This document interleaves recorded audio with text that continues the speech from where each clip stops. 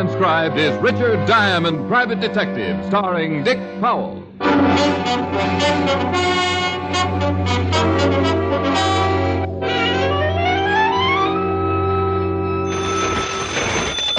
Diamond Detective Agency, we make crime pay for $100 a day. Hi. Plus expenses. Hi, Helen. I'd like to hire you. No cut rates for attractive redheads. But I'm a working girl. I only make $12.40 a week. Doing what? Running an elevator in the automat. My dear girl, there are no elevators in the automat. Oh, no wonder they wouldn't give me a raise. Oh, that's funny. I want to hire you to protect me from a man. He's been bothering me. And just who is this man? His name's Richard Diamond. Well, no wonder he's been bothering you. You've been bothering him. Will you take my case? Just as far as my apartment. We'll open it up and have a party. Oh, you're ridiculous. Only when I try hard. I miss you. I saw you last night. You're just bored. Uh-huh. And I miss you. I'm lonesome. I'm broke. I gotta hang around and pray for a client. Well, I've got a wonderful suggestion. Why don't you come over? What? Mr. Diamond? Why, yes. Come in. Rick, who is it? I don't know, but I'm making plans for some extensive research. I didn't mean to disturb you. I don't know how you could help it. Rick, who is that? I'll call you back when I find out. That's a girl. It certainly is. Rick! Bye. Now, Rick, you... Your girl? Hmm? On the phone. Just an old wealthy aunt. She's leaving me her lumber fortune. Oh, nice. Yes, sit down. Sit down, Miss, Simpson. Mrs. Oh, yeah. So you have an aunt in lumber. Oh, yes. Broke one day, made $1 million the next. Discovered trees on her property. Trees on her property. Well, what are you going to do? I came in to hire you, Mr. Diamond. You have a kind heart and plenty of money, I hope? My husband needs protection. Yeah. I beg your pardon? Nothing. Just snapping at judgments. Occupational hazard. My husband is John Simpson. Perhaps you've heard of him. The John Simpson? Yes. No. He's retired. He discovered oil on his property. Oh, that one. Oh, sure. He was responsible for my bearings burning out at 700,000 miles. He was walking in the garden the other day. Going to drill in a daisy bed? Someone shot at him. Oh. He's all right. They didn't hit him. But I've been terribly worried ever since. Not to mention how your husband feels. He wouldn't call the police and wouldn't give me a reason. But he wants me to protect him. He doesn't even know I've come to see you. Oh, what's he going to say? I'm hiring you, and I hope you'll understand. Well, I hope so, too. I charge $100 a day in expenses. I have my own bank account. How nice. Diamond Detective. Who is she? Well, Aunt Hannah. What? Oh, that's nice, Aunt Hannah. I think spruce is just the thing. Aunt Hannah. Spruce. Richard Diamond, Of course, Aunt Hannah. I'll talk to you later. I knew it. She's a blonde. She sure is, Aunt Hannah. Aunt Hannah. The one with the trees. Thinking about buying a carload of spruce. How nice. Am I hired? Of course. Then let's get out of here. Aunt Hannah might be over with a bat. Spruce? Of course. Well, that's how it started. A lovely blonde named Simpson with a wealthy husband. The husband had ducked a bullet in his garden, and now the lovely blonde wanted protection for him. A few casual jokes, a fat retainer, and Richard Diamond was once more in the ranks of the employed. We left the office and climbed in a station wagon. 40 minutes later, we were pulling up in front of the Simpson house on Long Island.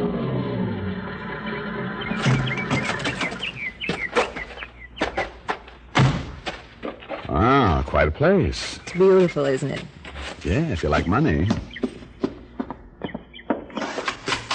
John's probably in the study. May I take your hat? Well, I'll just keep it with me. Your husband might not want a bodyguard. Well, you're back in a hurry. Oh, hello, Ralph. This is Mr. Diamond. Glad to meet you, Mr. Diamond. Hello. This is Ralph Simpson, Mr. Diamond, my stepson. People are more inclined to think we're brother and sister. Oh, I can understand. Ralph was the one who suggested you. Oh, why me? Reputation. Looks like everyone knows about me but the man I'm supposed to protect. And he won't like it much at first. I've already been briefed. But whether he understands or not, it's most necessary he has protection. Well, let's get it over with.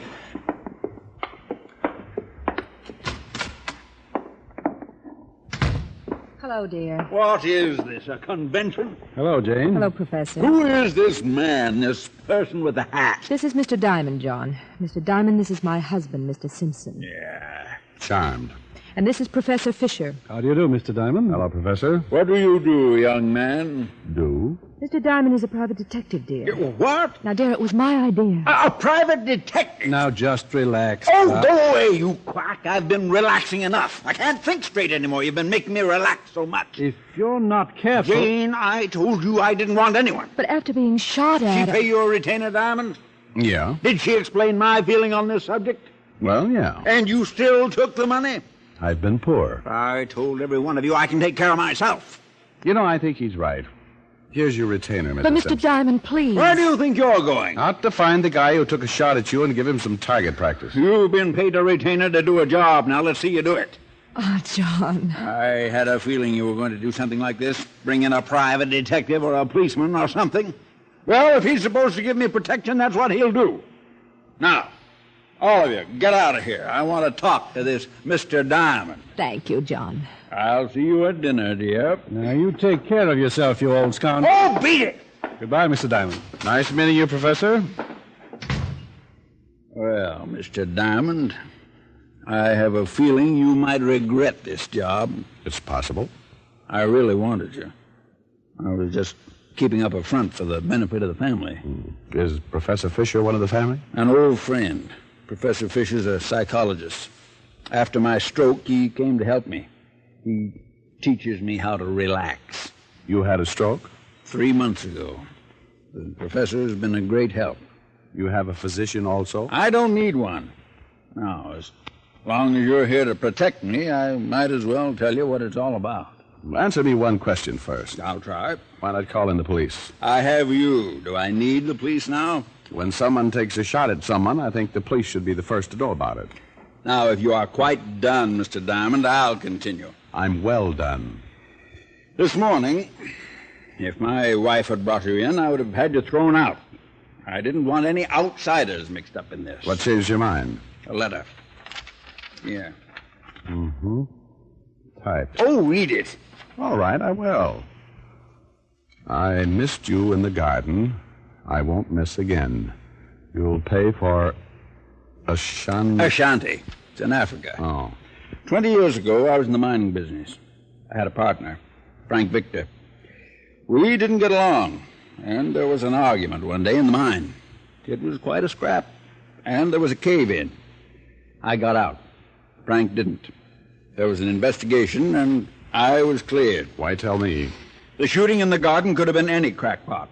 I didn't want any publicity, so I didn't want any outsiders. Then this letter. I have to confide in someone so they'll know who to look for. Who else knew about it? No one that it should make any difference to. Victor was a bachelor, without a family. Could be blackmail. Someone who was there or at the investigation. Then why shoot at me? To give you a good scare. You'll probably get another letter demanding money. This person must be caught. In my position, I can't afford the scandal. Now, you say I'm the first one you've told. Outside of your family? I haven't told my family a thing. Even my first wife didn't know about it. You've heard nothing of the incident for 20 years? Nothing. Well, I'll see what I can find out. I promised John Simpson my confidence. He offered me a large bonus if I should discover who had sent him the threatening letter. Then I borrowed one of his cars and drove back to the city, where I looked up an old friend, Lieutenant Levinson, 5th Precinct Police Station. Well, the smiling gumshoe. Well, hello, happiness and light. Want to do me a favor? Depends. Well, if you can strain your arches, I'd like some confidential information on a few people. What is in it for me? I promise not to tell anyone what a mercenary policeman you are. I'd like dinner, maybe a big steak. You'll get dinner, maybe chow mein. You got a deal with that restaurant? Certainly. They saved me all the leftover fortune stuck in the cookies. Who are you interested in? I want to know about a young guy named Ralph Simpson, an attractive blonde named Mrs. Simpson, and a man named Professor Fisher. Simpson, and Fisher. The boy named Ralph is the son of John Simpson. No. Yeah. The John Simpson? Know who he is? No. Well, unlike my Aunt Hannah, who discovered trees in her property, Your Aunt Hannah? Simpson discovered oil. Oh, that one. His wife is the blonde. Which blonde? The one I want you to check on, Mrs. Simpson. Oh, how silly of me. I should have known. Don't forget the professor. I thought you said his name was Fisher. I did. How does he fit in with Simpson? A friend of the family. Now, you got everything? Sure. Blonde named Mrs. Simpson, a son named Ralph. He's not her son. Well, you just said... He was John's son. Who's the blonde? John's other wife? John's other wife? That's right. Oh. He's her stepson. Oh. Well, why the devil do you want me to check on these people? I was thinking about having a bridge party. Give me the rundown on them. Sure. Walt. Huh? Put your shoes on. Oh. I gave Walt the rundown he wanted and headed for the newspaper where I knew I could wallow through the morgue file and not be disturbed. I went back 20 years and after wallowing for 3 or 4 hours found a small article dated Ashanti, Africa, 1930. It didn't say much more than what John Simpson had already told me. It mentioned the mine cave-in and the pending investigation on the death of Frank Victor. In an edition dated 3 weeks later, I found the account of the investigation, and it verified Simpson's story. I left the newspaper and went back to my office to check on a few things. Then, as I was about to leave and close up until I'd finished the case, I got a phone call. Yeah? Diamond, Yeah? this is John Simpson. I took a chance you might be in your office. Oh, I was just coming back out there. This is John Simpson. I took a chance you might be in your office. Yeah, you said that. I'd like you to pick up something for me. Oh, sure. It's a package. It's at a bar on 57th Street.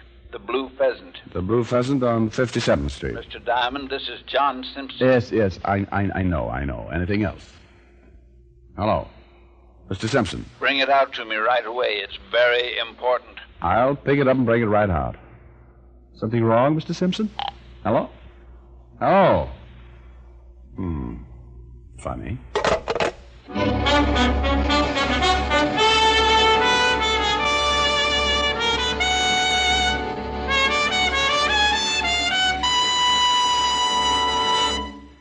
I left the office and went down to 57th Street in the Blue Pheasant, where I told the bartender who I was, and he handed me the package Simpson had wanted me to pick up for him. I drove back out to the house on Long Island. The maid let me in, and Mrs. Simpson met me at the study door.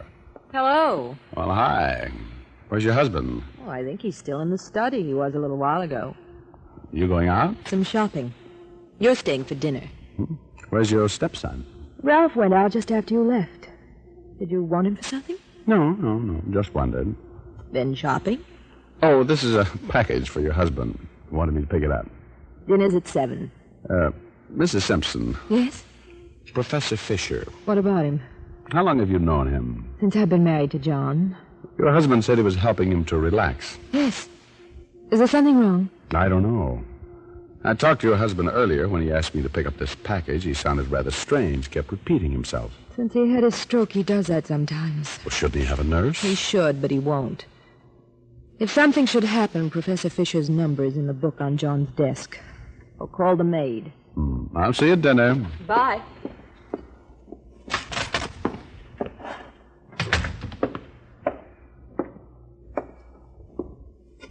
Well, hello, Mr. Simpson. I've got the package. Give me the package. Mr. Simpson. Give me the package. Are you feeling all right? Give me the package. Oh, okay, yeah. Oh, I did some checking on your story about Ashanti, and I... Give me the package. You've got it. Mr. Simpson. What? Hey, what's wrong? Mr. Simpson, did you hear me? Oh, I better get the maid. The maid! Maid! Mr. Diamond? Yeah, Ralph? Yeah. What's wrong? I don't know. Your father's acting...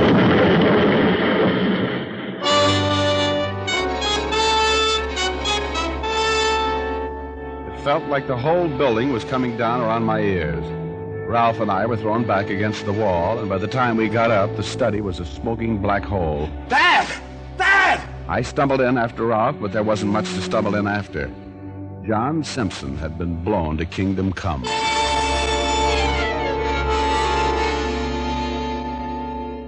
You're sure it was Simpson on the phone? Sure, I'm sure it was Simpson on the phone, Walt. He asked you to pick up the package. That's right. He wanted it when I brought it in to him. He wouldn't say anything else. He just demanded that package. He'd been pretty sick, hadn't he? Yeah, but a man doesn't go to that much trouble to commit suicide. No. Well, maybe somebody planted the bomb. Look, let's check with that bartender at the Blue Pheasant. Yeah, I want to talk to the rest of the family first. By the way, what did you find out about them? No police records. Can't find out much about the professor. He has no practice, no license in the state. Well, see if you can find out something. Interested? Yeah. It's funny when a man has a heart condition and won't have a doctor. I'll drag the professor in if you like. No. You go talk to the family. I'll go over and check for the bartender. Wait a minute, Sherlock. You better tell me how you got into this mess. Okay, Fatty. Guess it won't hurt now. I told Walt everything the late Mr. Simpson had told me, then headed back to town in the Blue Pheasant on 57th Street. By the time I got there, the place was pretty well filled, but the bartender who had given me the package that afternoon wasn't in sight. Yeah, Willoughby. Where's the bartender who was working this afternoon? How do I know? He just works in the afternoon. Where does he live? Why? Well, I'm collecting addresses of bartenders. Now, where does he live? You collect addresses. I collect wise guys. Beat it. You mean I got to show my little old badge? Your little old badge? Well, when you say so. Complex. He lives at 500 West 157th Street. What's his name? Earl Collins. No relation to Tom. Yeah. No relation to Tom. Well, what are you going to do?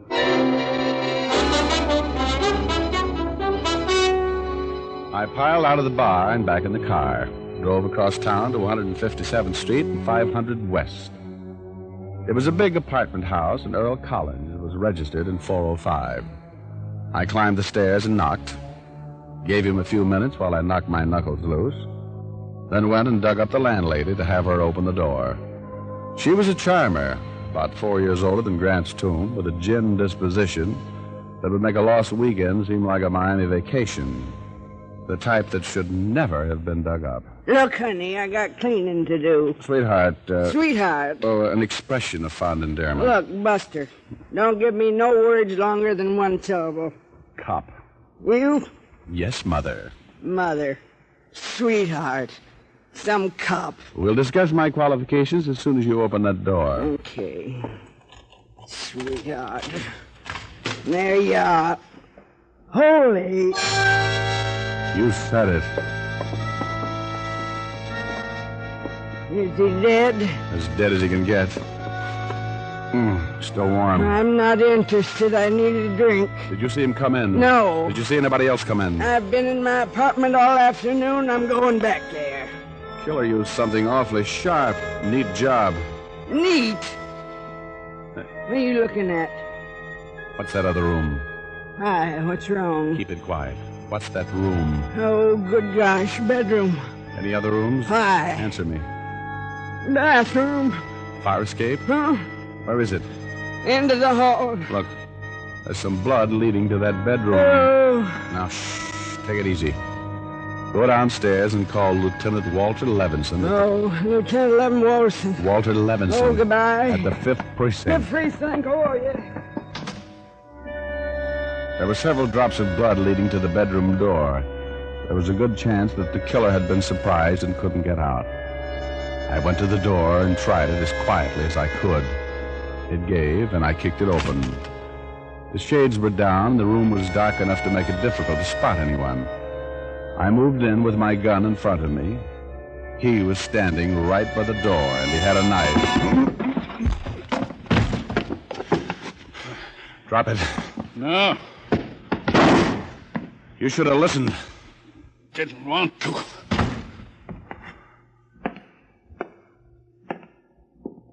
Sorry, Professor. Don't be. It's better this way. Now, look, you're in bad shape. You better tell me about it. You fired the shot in the garden and sent the letter? Yeah. Help me sit up. Okay. Yeah. Lean against the wall. There you go. Well, I still can't figure why Simpson had me pick up that bomb. I made him. You did? I've been treating him for nerves. I started giving him a hypnotic when he had his first spells. During one of those times, he reenacted the Ashanti affair. So you decided to blackmail him? First. Then when you took the case, we decided to eliminate him. We?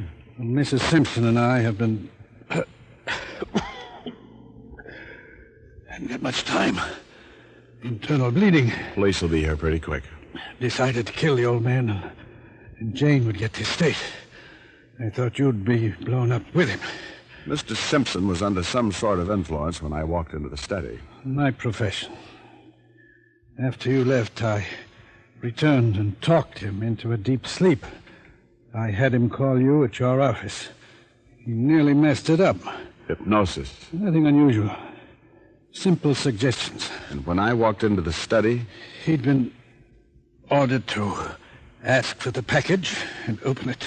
You mean he was asleep when I walked in? Yes, you see. It's too late. You'll have to guess the rest. Bleeding in. Yeah. Well, you better lie down again, Professor. You'll have to get used to it.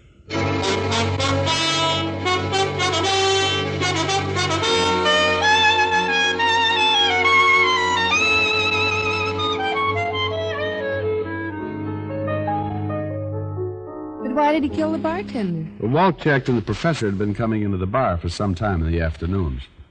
He made friends with Earl, the bartender, and left the package with him.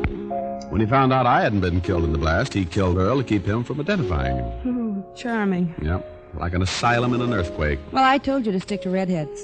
Oh, really? Well, you know any available ones? One. How available? You'll have to do some extensive research. Okay. After dinner. I do not do any research on a schedule. Don't you want any dinner? Well, sure. Well, it'll get cold. Let it. Rick. What? I'm hungry. Oh, for Pete's sake. You sing something while I go put the food on a tray and we can eat in here by the fire. You're going to get fat and sassy. Rick. I take it back. You're already sassy. You sing something. I'll be right back. I'll be right back. Gotta sing for everything. Oh, dee-doo-doo-doo-doo-doo-doo-doo. That's nice. Just get the food, huh? Just sing, huh? I think of you with every breath I take, and every breath becomes a sigh. Not a sigh of despair, but a sign that I care for you. I hear your name with every breath I take, on every breeze that wanders by, and your name is a song I'll remember the long years through. Even though I walk alone, you guide me. In the darkness, you light my way. And all the while inside me, love seems to say, someday, someday. And when I sleep, you keep my heart awake. But when I wake from dreams divine, every breath that I take is a prayer that I'll make you mine.